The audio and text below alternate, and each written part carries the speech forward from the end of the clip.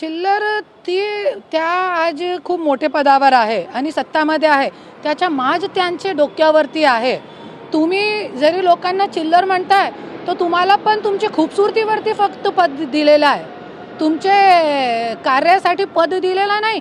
काय काम केलेलं आहे तुम्ही? इतके मोठे पक्षातून तुम्ही उभे राहिला होता, नगरसेविकाचा तुम्ही जरी निवडणूक तुम्ही जिंकू शकत नाही, इतका मोठा पद अजितदादा धनंजय मुंडे सारखे मोठे व्यक्तीच्या हात असताना तुम्ही जरी नगरपालिका जिंकू शकत नाही, तो फक्त तुमची खूबसूरतीवरती तुम्हाला पद भेटलेलं आहे, तुमचं काय काम नाही आहे. मी चिल्लर लोकांना उत्तर देत नाही असं रुपाली चाकणकर यांनी म्हटलं होतं. यालाच करुणा मुंडे शर्मा यांनी प्रत्युत्तर दिले. तुम्ही लोकांना उत्तर जरी देत नसला तरी तुम्हाला जे पद मिळालंय त्यात तुमचं कर्तृत्व काय, तुमच्या कर्तृत्वावर तुम्हाला पद मिळालं नसून तुमच्या सुंदरतेवर, तुमच्या सौंदर्यावर हे पद तुम्हाला देण्यात आलंय.